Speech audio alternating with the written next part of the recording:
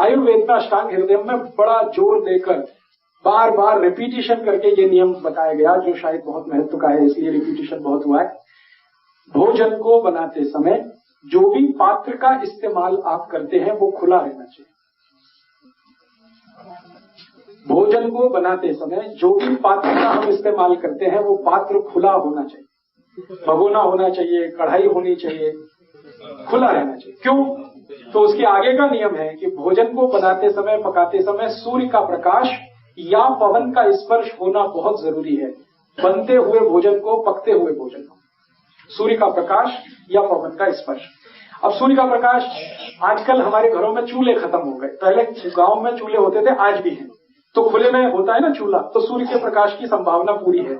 और वो अलग से बनाते हैं, क्या कहते हैं उसको, हम तंदूर कहते हैं, तंदूर भी खुले में बनाते हैं, तो वहां भी सूर्य का प्रकाश आना संभव है। तो खुले में अगर खाना बन रहा है तो सूर्य का प्रकाश आएगा, वो पक्की बात है। नहीं तो कवर्ड एरिया में बना रहे हैं तो खुला रखिए ताकि पवन जा सके, उसमें हवा जा सके, प्राणवायु जा सके। प्राणवायु माने ऑक्सीजन, ऑक्सीजन माने आग, सीधी सी बात, आग है ऑक्सीजन। तो बनते हुए खाने को आग की ही जरूरत है, वो ऑक्सीजन से ही मिलती है उसको। इसलिए जितना खुला रहेगा भगोना या कढ़ाई, उतनी ज्यादा ऑक्सीजन, उतनी ज्यादा प्राणवायु जाएगी और भोजन जो पकेगा वो बहुत अच्छे से पकेगा। नीचे से आग लग रही है वो अग्नि की है, ऊपर से आग है वो ऑक्सीजन की है, वो कंप्लीट डाइजेस्ट होगा क्योंकि कंप्लीट उसका कुकिंग होगा। इसका सीधा सा मतलब एक ही है, प्रेशर कुकर में खाना मत बनाइए क्योंकि वो खुला होगा नहीं। प्रेशर कुकर चारों तरफ से बंद है, ना उसमें पवन जा सकता है ना प्रकाश जा सकता है। उसमें से पवन बाहर तो आ सकता है, बाहर से अंदर जाने का कोई रास्ता नहीं है। इसलिए कुकर का खाना क्वालिटी में सबसे खराब होता है। हम लोगों ने इस पर कुछ काम किया, कुछ वैज्ञानिकों के साथ मिलकर, ये समझने के लिए कुकर में दाल बनाई और भगोने में दाल बनाई, दोनों को टेस्ट किया, तो पता चला कि कुकर की दाल के जो माइक्रो न्यूट्रिएंट्स हैं वो है ही नहीं ज्यादा, और खुले हुए भगोने की बनाई हुई दाल के माइक्रो न्यूट्रिएंट्स कुकर से ज्यादा। कढ़ाई में दाल बनाई, कढ़ाई में सब्जी बनाई, और कुकर में दाल बनाई, कुकर में सब्जी बनाई, दोनों की क्वालिटी में अंतर आ जाता है। दो कारण से, एक तो कुकर में पवन नहीं गया, प्रकाश नहीं गया, दूसरा कुकर जो है वो एल्यूमिनियम का है। और मैं बार बार कह रहा हूं कि एल्यूमिनियम दुनिया का सबसे खराब मेटल है खाना बनाने के लिए और खाने के लिए। एल्यूमिनियम का इन्वेंशन हुआ, आविष्कार हुआ हवाई जहाज बनाने के लिए, मिसाइल्स बनाने के लिए, चंद्रयान बनाने के लिए, रॉकेट्स बनाने के लिए, क्योंकि इसको प्रेशर बर्दाश्त करने की ताकत बहुत है एल्यूमिनियम को। और हवाई जहाज 35,000 फीट पे उड़ता है तो एयर प्रेशर सबसे ज्यादा होता है। अगर स्टील का हवाई जहाज बनाएंगे तो फट जाएगा, ब्लास्ट हो जाएगा, इसलिए एल्यूमिनियम का बनाया जाता है। एल्यूमिनियम हवाई जहाज बनाने के लिए बहुत अच्छा मेटल है, मिसाइल बनाने के लिए अच्छा है, यान बनाने के लिए अच्छा है। ये खाना बनाने के लिए अच्छा मेटल नहीं है क्योंकि हैवी मेटल है, बॉडी में जाएगा, तकलीफ करेगा। सोलर कुकर में अगर आपके ये जो यूटेंसिल्स हैं, पात्र, अगर वो एल्यूमिनियम के नहीं है तो अच्छा है, क्योंकि सोलर कुकर में भी एल्यूमिनियम के ही पात्र आजकल रखने लगे। मैंने एक सर्वे किया था मेरे जीवन में, जिस दिन से मुझे ये बहुत तकलीफ हो गई, इसलिए मैं सबको बोल के कहता हूं, ये 1000 गरीब मरीज मेरे पास ऐसे हैं जो दमा, अस्थमा, ब्रोंकियल अस्थमा, ट्यूबरकुलोसिस के पेशेंट, 1000 से ज्यादा है, और कई साल से ट्रीटमेंट उनका चलता है, धीरे धीरे ठीक होता है। आप जानते हैं टीबी जल्दी ठीक नहीं होती। उनके घरों में जा जाके मैंने देखा क्या होता है भाई, क्यों इनको टीबी है, क्यों अस्थमा है, क्यों दमा है, ना सिगरेट पीते, ना बीड़ी पीते, ना तंबाकू खाते। तो घरों में जाके देखा तो रोज एल्यूमिनियम के बर्तन में ही खाना बनाते हैं और खाते हैं। क्यों? तो कहते हैं जी सस्ता है। बात तो सही है, सस्ता है, उनको बाकी मेटल्स बहुत महंगे पड़ते हैं। तो चूंकि सस्ता है इसलिए एल्यूमिनियम का वो बर्तन लाके खाना बना रहे हैं और खा रहे हैं, और उसका अंतिम दुष्परिणाम है टीबी से मर रहे हैं। इधर पैसे बचाए, उधर अपना जीवन गंवाते। और मैं आपको थोड़ा एक हिस्टोरिकल फैक्ट शेयर करना चाहता हूं कि एल्यूमिनियम के बर्तन भारत में खाने पीने के काम में कब से आए। अंग्रेजों की जब यहाँ सरकार चलती थी इस देश में, तो अंग्रेजों के देश में एल्यूमिनियम का आविष्कार हुआ 18th सेंचुरी। उसके बाद उन्होंने हवाई जहाज वगैरह बनाया 1905 में। उस समय अंग्रेजों को किसी वैज्ञानिक ने बताया उनके देश के कि ये खाने पीने के लिए बहुत खराब है, बाकी के लिए अच्छा है। तो अंग्रेजों ने भारत के लिए कानून बना दिया कि भारत की जेलों में जितने क्रांतिकारी बंद हैं सबको एल्यूमिनियम के बर्तन में ही खाना दो ताकि जल्दी मरे। हमारे जो क्रांतिवीर थे अंग्रेजों के लिए वो सब आतंकवादी थे। भगत सिंह, उधम सिंह, चंद्रशेखर, सुभाष चंद्र बोस, अशफाक उल्लाह, तात्या टोपे, ये सब हमारे लिए क्रांतिकारी थे, देश की आजादी लाने वाले। अंग्रेजों के लिए वो सब खतरनाक लोग। तो अंग्रेज चाहते थे कि जेल में बंद करके इनको मारा जाए और स्लो पॉइजन लेके मारा जाए, पता भी ना चले और मर भी जाए। तो उनके लिए उन्होंने एल्यूमिनियम के बर्तन लाए और तब से भारत की जेलों में कानून आ गया कि जो जेल का कैदी है उसको एल्यूमिनियम के पात्र में ही चाय मिलेगी, एल्यूमिनियम के पात्र में ही पानी मिलेगा, उसी में रोटी खानी पड़ेगी, उसी में सब। और आज तक वो कानून हमारी जेलों में चला आ रहा है। अंग्रेज तो चले गए 1947 में, लेकिन वो कानून अभी भी है। अभी भी जेल में आप जाएंगे तो हमारे भाई बंदे जो कैदी बन के वहां हैं उनको एल्यूमिनियम में ही खाना है। मेरे बहुत सारे दोस्त हैं जो जेल सुपरिंटेंडेंट हैं, जेलर हैं, मैं बहुत उनको बोलता हूं कि इसको बदल दो, अंग्रेजों के जमाने का नियम था, अब तुम बदल दो। तो वो कहते हैं कि ये हम नहीं बदल सकते, ये संसद बदलेगी। तो संसद में बैठे हुए लोगों को बताओ, समझाओ, तो कहते हैं आप समझाओ, मैं क्यों समझाऊं। सुपरिंटेंडेंट कहता है, जेलर कहता है मैं क्यों बताऊं, आप बताओ ना।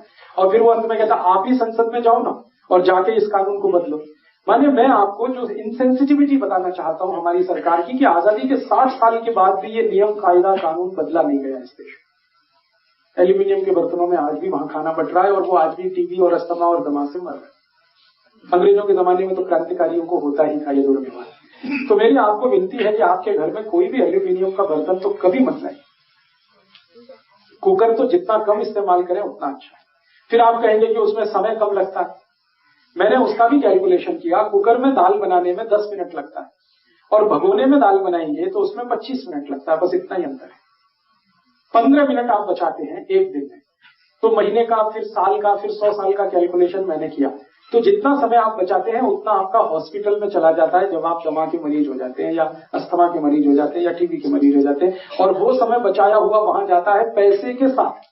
समय तो जाता ही है, पैसा भी जाता है। तो अल्टीमेटली ये कोई बेनिफिशियल नहीं है आपके लिए कि आपने 15 मिनट बचा लिया। आप अपने घर के टाइम को थोड़ा मैनेज कर दीजिए। जैसे दाल पकने को रख दिया, 25 मिनट लगना है खुले बर्तन में, ये पक्का है, तब तक आप दूसरे काम निपटा लीजिए। कोशिश कुछ इस तरह से करें। तो आप बोलेंगे सबसे अच्छे बर्तन कौन से हैं? एल्यूमिनियम तो सबसे खराब है, ये जान लीजिए। फिर सबसे अच्छे जो बर्तन भारत में माने जाते हैं उनमें है पीतल, सबसे अच्छा भोजन बनाने के लिए, भोजन खाने के लिए। पीतल के बाद जो दूसरा सबसे अच्छा एलॉय है वो कांसा। कांसे के बर्तन अभी भी बनते हैं पंजाब में, हरियाणा में, छोटे छोटे गांव में बहुत सारे बर्तन बनाने वाले लोगों की जातियां हैं जिनको शायद ठटेरे कहते हैं। वो लोग बनाते हैं ठोक कर, पीट कर। तो कांसे के बर्तन ले आइए, बहुत अच्छे हैं। पीतल के बर्तन ले आइए, बहुत अच्छे हैं। और आपने थोड़ी देर पहले कहा दही, दही हमेशा कांसे के बर्तन में खाएं तो अमृत है, लोहे के बर्तन में खाएंगे तो वो लोहे ही जैसा है। हाँ, बहुत अच्छा सवाल। हरा कब होता है?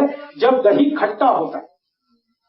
खट्टा दही कांसे के बर्तन में डालने से पहले गुड़ मिला के फिर आप खाइए, कभी भी हरा नहीं होगा। दही जैसे ही खट्टा हुआ तुरंत गुड़ डाल दीजिए उसमें।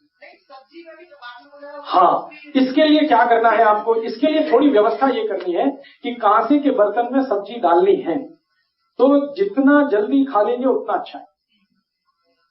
जितना जल्दी खा लें, उसको स्टोर करके नहीं रखना। स्टोर करने के लिए जो बर्तन है वो पीतल वाले, और स्टोर करने के लिए इन दोनों से भी अच्छे कुछ बर्तन हैं। पीतल और कांसे से भी अच्छे कुछ बर्तन हैं चांदी के, सिल्वर के। लेकिन चांदी इतनी महंगी है, 20,000 रुपए किलो है, तो मैं डर लगता है किसी को बताऊं। और चांदी से भी अच्छे बर्तन होते हैं सोने के, स्टोर करने के लिए, लेकिन सोना तो और भी महंगा है। अब आखिरी बात जो मैं कहने जा रहा हूं वो ये है कि इन सबको नहीं कर सकते तो मिट्टी के बर्तन ले लीजिए, चीप एंड बेस्ट। मिट्टी की हांडी आती है, मिट्टी का तवा आता है, हांडी में दाल पकती है, हांडी में सब्जी भी पकती है, हांडी में चावल भी पकता है, हांडी में खिचड़ी भी पकती है और तवे पे रोटी भी बनती है। मिट्टी की हांडी 15 से 20 रुपए में मिलती है, 3-4 महीने चलती है, यूज एंड थ्रो है, टूट गई तो फिर ले लीजिए, फिर ले लीजिए, फिर ले लीजिए। उससे हमारी इकोनॉमी भी चलती है।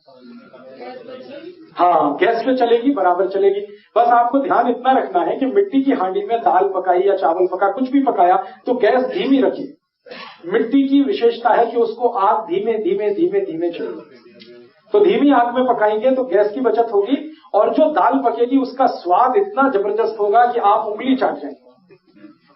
आज हिंदुस्तान में मिट्टी की हांडी की बनी हुई दाल खाने के लिए 5 स्टार होटल में 400 रुपए लगते हैं। दिल्ली बंबई हांडी की दाल। कभी जयपुर जाइए तो जयपुर शहर से पहले एक चौकी ढाणी करके रेस्टोरेंट बना है, तो वहां लोग सिर्फ खाना खाने इसलिए जाते हैं कि मिट्टी की हांडी की दाल मिलती है और वो 250 रुपए की थाली देता है। और दाल तो थोड़ी ही देता है। दूसरी बार ले लो तो 400 रुपए ले लेता है। अब मैंने एक दिन हिसाब लगाया, 400 रुपए में तो 10 हांडी घर में आती है। लेकिन लोग ऐसे हैं कि 400 रुपए की दाल खाने वहां जाते हैं लाइन लगा के, घर में 4 हांडी ले आए और उसमें दाल पकाए, वो उनको तकलीफ लगता है। तो मेरा तो आपसे कहना, मिट्टी की हांडियां शुरू करिए लाना। मैं तो, मुझे बचपन का याद है, मेरा जन्म गांव में हुआ, मेरी दादी माँ दूध बनाती थी मिट्टी की हांडी में, दूध पकाती थी और बहुत धीमी धीमी आंच पर वो दूध पकता था। पकते पकते एकदम लाल हो जाता था और उस दूध का जो स्वाद है वो किसी दूध में नहीं। और उस दूध का जब दही जमाते थे एकदम लाल सुरख दही होता था। उसका जब मक्खन निकालते थे तो मक्खन भी उसका ऐसा ही होता था। और उसकी छाछ पीते थे, माने लस्सी, और भी अद्भुत होती थी। वो स्वाद हमने सब भुला दिया। मॉडर्नाइजेशन के चक्कर में, अमेरिका की और यूरोप की नकल करने के चक्कर में हम मिट्टी को भूल गए। कुकर ले आए, यूटेंसिल्स आ गए, फ्यूचुरा आ गया, फिर ये आ गया, महंगे महंगे चीजें, सस्ती चीज क्वालिटी। अब मैं आपको जो और गहरी बात कहने जा रहा हूं वो ये कि मिट्टी के बर्तनों में खाना बनाएं और उसका उपयोग करें, उसमें स्टोरेज करना सबसे अच्छा है। दाल पकाई, अब आपको स्टोर करके रखनी है, मिट्टी की हांडी में रख दीजिए, भूल जाइए, कोई तकलीफ नहीं। सब्जी पकाई, स्टोर करके रखनी ही है, मिट्टी की हांडी में रख दीजिए, भूल जाइए। दही बनाया, स्टोर करके रखना है, मिट्टी की हांडी में रख दीजिए। दूध रखना है, मिट्टी की हांडी में रख दीजिए। ये स्टोरेज के लिए मिट्टी सबसे अच्छी है, पकाने के लिए भी सबसे अच्छी। कांच भी मिट्टी का ही एक स्वरूप है। कांच जो बनता है ना, मिट्टी से ही बनता है। सिलिका, सिलिका माने मिट्टी। तो कांच का बर्तन भी मिट्टी के ऑल्टरनेट के रूप में चल सकता है, लेकिन थोड़ा महंगा, उससे भी सस्ती मिट्टी है। और एक बात जान लीजिए, मिट्टी जो है सारे माइक्रो न्यूट्रिएंट्स की मां है। दुनिया के सारे माइक्रो न्यूट्रिएंट्स मिट्टी से ही मिलते हैं। कैल्शियम आपको चाहिए, मिट्टी से मिलता है। फास्फोरस चाहिए, मिट्टी से मिलता है। सल्फर चाहिए, मिट्टी से मिलता है। जिंक चाहिए, मिट्टी से मिलता है। मैग्नीशियम चाहिए, मिट्टी से मिलता है। मैग्नीज चाहिए, मिट्टी से मिलता है। आयरन चाहिए, मिट्टी से मिलता है। सारी दुनिया जहां के माइक्रो न्यूट्रिएंट्स मिट्टी से ही मिलते हैं, क्योंकि मिट्टी सूरज की धूप में लाखों साल तपती है, लाखों करोड़ों साल तपती है। कई बार मुझे लगता है कि महात्मा बुद्ध, महावीर स्वामी ने जितनी तपस्या नहीं की है, उससे ज्यादा मिट्टी ने तपस्या की। लाखों करोड़ों साल से धूप सूरज की ले रही है, रिसीव कर रही है, तप रही है। उसके तपने से उसमें जो क्वालिटी डेवलप हो रही है उसको हम भूल रहे हैं और छोड़ रहे हैं, इस्तेमाल नहीं कर रहे हैं। हमारे घरों में आजकल मिट्टी के घड़े आना बंद हो गए, फ्रिज आ गया, रेफ्रिजरेटर आ गया, मिट्टी के दिए आना बंद हो गए, चाइना से बने हुए बल्ब की झालर आ गई दिवाली पे। हम कहते तो अपने आप को मॉडर्न है, लेकिन मूर्खों की श्रेणी में हम शामिल होते जा रहे हैं। हाँ, अभी कर रहा हूं। तो आपसे मेरी एक छोटी सी गुजारिश है, पंजाब में अभी भी मिट्टी बहुत अच्छी है और पंजाब में कुम्हार भी है। मैं थोड़े दिन पहले जलंधर गया था। जलंधर शहर में सड़क के किनारे बैठे हुए 10-12 कुम्हारों से मैं मिला था और उनसे पूछता था, भाई आपकी रोजी रोटी कैसे चलती है? कहते तकलीफ में चलती है। क्यों? कहते घड़े बनाते हैं, पूरे बिक नहीं पाते, दिए बनाते हैं, पूरे बिक नहीं पाते, हांडियां बनाते हैं, बिक नहीं पाते। तो जिंदगी चलती तो है, घिसट घिसट के चलती है। फिर मैं बोला अगर आपका बिकने लगे तो उन्होंने कहा हमें बहुत खुशी होगी। तो उनका कहना था कि हमारा बेचेगा कौन? हमारे पास कोई जाहिरात करने का, एडवर्टाइजमेंट करने का पैसा नहीं है। मैंने कहा मैं करूंगा आपका एडवर्टाइजमेंट, फोकट में आपका ब्रांड एम्बेसडर बनूंगा। तो मैं सारे देश में घूम घूम के लोगों से कहता हूं कि आज ही ऑर्डर दे दो अपने किसी कुम्हार को कि 2-4 हांडियां लिया, 1-2 घड़े लिया, तवा मिट्टी का मंगा लीजिए। जो 2-4 चीजें आ जाए आपके घर में तो बहुत सुधार आ जाएगा खाने में, क्योंकि कैल्शियम आयरन की डिफिशियंसी हमारे भोजन में खूब हो रही है। और आजकल उस डिफिशियंसी का दुष्परिणाम जानते हैं क्या है? हम सभी की माताएं और बहनें जब गर्भावस्था में जाती हैं तो बिना सीजर बच्चे आते ही नहीं इस दुनिया में। वो कैल्शियम की डिफिशियंसी का कारण है, आयरन की डिफिशियंसी का कारण है। आयरन और कैल्शियम दोनों ही कम होगा, बॉडी में फ्लेक्सिबिलिटी होगी नहीं, बच्चा तो सीजर करना ही पड़ेगा आपको। और जिनके बच्चे सीजर हो गए, याद रखिएगा जिंदगी भर उनको कोई भी दर्द से छुटकारा दिला नहीं सकता। पीठ का दर्द, पांव का दर्द, घुटने का दर्द होने ही वाला है। सीजर होने के बाद तो कोई भगवान भी आपका दर्द नहीं मिटा सकता। जिंदगी भर डॉक्टर कहेगा दवा खाते रहो, दवा खाते रहो, दर्द मिटाते रहो या कम करते रहो, फिर दवा बंद करो, फिर दर्द आएगा। तो इतना बड़ा जुल्म क्यों करना अपने शरीर पर? माताओं को अक्सर मैंने देखा गर्भावस्था के समय में हीमोग्लोबिन 8 और 9 और 7 के आसपास है। आयरन की इतनी कमी है, खाने में आयरन मिल नहीं रहा है, कैल्शियम कम हो गया है, क्योंकि यूरिया डीएपी इतना डाल दिया है खेत में कि उससे हमारे शरीर के भोजन की गुणवत्ता प्रभावित हुई है। तो इसको कुछ बैलेंस करना है तो मिट्टी ही कर सकती है, क्योंकि मिट्टी में भरपूर कैल्शियम है, भरपूर आयरन है, भरपूर फास्फोरस। मिट्टी में दाल पकाते ही आप देखते हैं कैल्शियम बढ़ जाएगा, टेस्ट उसका बता देगा आपको, फास्फोरस बढ़ जाएगा, टेस्ट बता देगा। तो मेरा आपको फोर्सफुली ये रिक्वेस्ट है, जोर देकर मैं आपसे कह रहा हूं कि 2-4 बर्तन खरीद लीजिए। वो कुम्हार की जिंदगी सुधर जाएगी और आपका घर का बजट कम हो जाएगा और आपके भोजन की क्वालिटी अच्छी हो जाएगी। मैंने एक दिन हिसाब निकाला, भारत में 1,50,00,000 कुम्हार है और 20 करोड़ परिवार हैं इस देश में। अगर हर परिवार 2-2, 4-4 हांडियां खरीद ले, एक-एक तवा खरीद ले, एक-एक घड़ा खरीद ले, तो 1,50,00,000 की जिंदगी हमेशा के लिए खुशहाल हो जाए। और वो 1,50,00,000 जब अपनी जिंदगी आपकी मदद से चलाएंगे तो आपको ही भगवान मानेंगे। है बनता आप जो है, मैं जलंधर में देखा, बहुत अच्छा तवा, काली मिट्टी का तवा है, लाल मिट्टी का तवा है, पीली मिट्टी का, 3 तरह के तवे हैं जलंधर में। जहां आकाशवाणी है ना, आकाशवाणी के बिल्कुल बगल में बैठता कुमार, उसके पास एक तवा, मैं पूछा काली मिट्टी वाला वो क्या है, ये मक्की की रोटी के लिए अच्छा है। फिर लाल वाला उसने का ये गेहूं की रोटी के लिए अच्छा है। फिर पीला वाला उसने का ये बाजरी की रोटी के लिए अच्छा है। इतना माइक्रो कैलकुलेशन है उसका कि ये मक्की की रोटी के लिए ये बात। मुझे तो लगा कि कुम्हारों से बड़ा साइंटिस्ट कौन है इस देश में, जो ये माइक्रो कैलकुलेशन करके बैठे हैं कि ये मक्की की रोटी के लिए अच्छा है, ये बाजरी की रोटी के लिए अच्छा है, ये गेहूं की रोटी के लिए अच्छा है। ये जरूर है कि उनके पास डिग्री नहीं है, सो व्हाट, डिग्री तो बहुत लोगों के पास नहीं है, लेकिन नॉलेज तो है। तो वो नॉलेज जो उनके पास है, परंपरा से आया हुआ, उस नॉलेज का समाज के लिए सदुपयोग हो, मेरी ये इच्छा है, और करोड़ों लोगों को रोजगार मिले और आपका किचन का थोड़ा रंग रूप बदले। मैं आपको एक छोटी सी बात और शेयर करना चाहता हूँ। थोड़े दिन पहले मैं मद्रास गया था। मद्रास में एक बहुत बड़ा ग्रुप है, टीवीएस, आपने नाम सुना? टीवीएस जो मोटरसाइकिल है, बहुत बड़ा ग्रुप है। जैसे हीरो होंडा हमारे उत्तर भारत का, वैसे दक्षिण भारत का टीवीएस ग्रुप है। शायद उनका टर्नओवर 2 से 2.5 लाख करोड़ का है। तो उनके घर के किसी सदस्य ने मेरी कोई सीडी सुनी। सीडी सुन के वो लेक्चर में आए। लेक्चर के बाद उन्होंने मुझे इनवाइट किया कि आप हमारे घर डिनर को आएंगे। मैंने कहा आऊंगा अगर फुर्सत हुई तो उनका आइए, हमको बहुत खुशी होगी। तो मैं उनके घर गया डिनर के लिए, तो इतना हैरान हो गया कि उनके रसोई में सारे बर्तन मिट्टी के, घड़ा मिट्टी का है, तवा मिट्टी का है, हांडी मिट्टी की है। वो आटा गूंदने के लिए जो थाली होती है ना, वो भी मिट्टी की है, परात उसको क्या, सब कुछ मिट्टी का। अब मैंने उनके घर की मालकिन से पूछा कि 2.5 लाख करोड़ का एम्पायर आप संभालती है, पति पत्नी दोनों मिलकर काम करते हैं, इतना बड़ा एम्पायर संभालती है, मिट्टी की हांडी में दाल पकाने का समय कब मिलता है आपको? तो उनका जो उत्तर था वो देख के मैं दंग रह गया। उन्होंने कहा कि मिस्टर दीक्षित, दुनिया में हेल्थ से ज्यादा महत्वपूर्ण कुछ नहीं होता। अगर हमारी हेल्थ हम मेंटेन नहीं कर सकते तो ये 2.5 लाख करोड़ कुछ काम का नहीं। अगर हम बीमार पड़ते हैं, डॉक्टरों के पास जाते हैं, इधर हजारों करोड़ कमाते हैं, उधर कमाते हैं, तो ये किसी काम का नहीं। और अगर मिट्टी के बर्तनों का इस्तेमाल करके हमारी हेल्थ सुरक्षित है और हमको सालों साल डॉक्टर के पास जाना नहीं पड़ता, दवा खानी नहीं पड़ती, तो इससे अच्छा क्या सौदा है?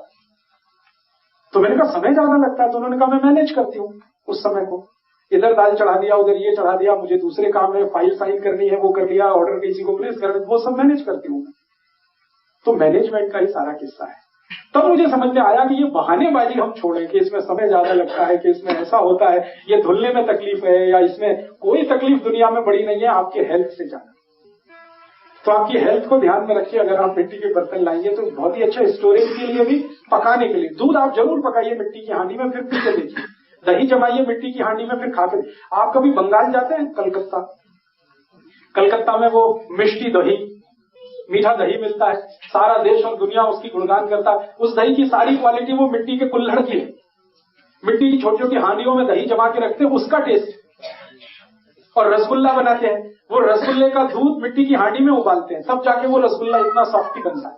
वो कहते हैं कि अगर हम किसी दूसरे बर्तन में दूध उबालकर उसको फाड़े तो रसगुल्ले में सॉफ्टनेस नहीं आती, मिट्टी की हांडी में बनाते हैं तो सॉफ्टनेस आती है।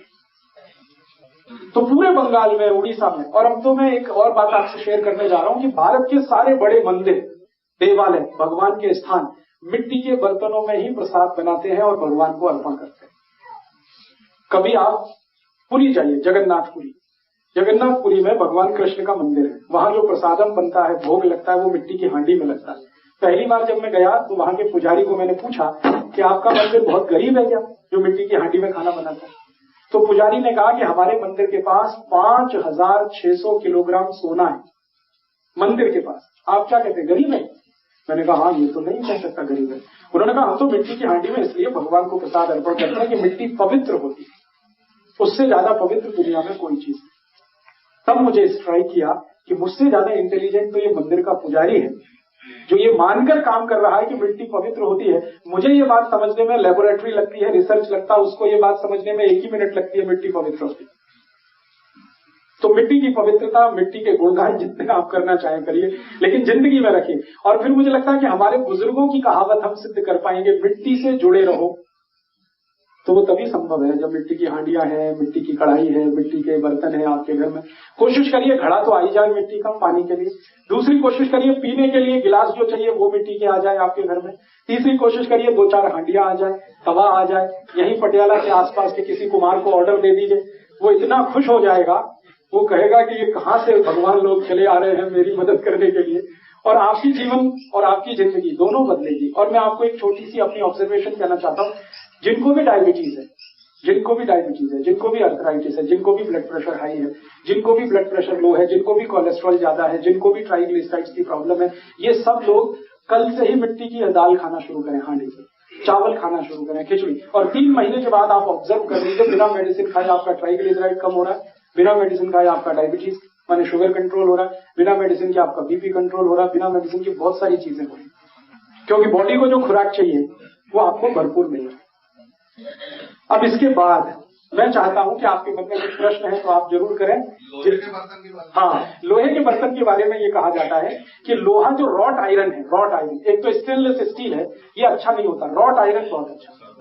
जो प्योर आयरन फॉर्म में मिलता है ना, थोड़ा काला काला, वो लोहे के बर्तन। तो उस लोहे के बर्तन में आप सब्जियां बना सकते हैं, दाल भी चाहे तो पका सकते हैं। लोहे की कढ़ाई आप बाजार में मिलती है आसानी से, वो कई गुने अच्छी है प्रेशर कुकर से। हाँ, काली हो जाती है तो उसका तरीका बताता हूँ साफ करने का। लोहे की कढ़ाई को साफ करने के पहले उसमें नींबू निचोड़ दीजिए या नींबू के छिलके से उसको अच्छे से घुमा दीजिए, और आपके घर में जो भी साफ करने के लिए है उसको रब करके कर दीजिए, बिल्कुल क्लियर हो जाए। नींबू इस्तेमाल करके सब क्लियर कर देता है। लोहे की कढ़ाई जिਵੇਂ ਮਰਜ਼ੀ ਸਾਫ ਕਰ ਲਓ, मैं खुद यूज करता जी बर्तन। बहुत अच्छा। ਉਹਦੇ ਵਿੱਚ ਜਿਹੜੀ ਚੀਜ਼ ਬਣੂਗੀ ਸਾਫ ਕਰਨ ਤੋਂ ਬਾਅਦ ਉਹਦਾ ਕਲਰ ਬਲੈਕ ਹੀ ਆਏਗਾ, क्योंकि आयरन उसमें आने ही वाला है। वो तो आयरन ब्लैक है तो आयरन आएगा, तो वो तो थोड़ी ब्लैकिशनेस आएगी, उससे घबराइए मत। क्योंकि आयरन की गोलियां खाते हैं आप, हजारों रुपए खर्च करते हैं, उससे अच्छा आयरन की कढ़ाई है आपके पास। इतना जरूर ध्यान रखिए कि ये जो आयरन है कढ़ाई में, रॉट आयरन, ये स्टेनलेस स्टील से अच्छा है, और कई गुना ये एल्यूमिनियम से भी ज्यादा अच्छा है।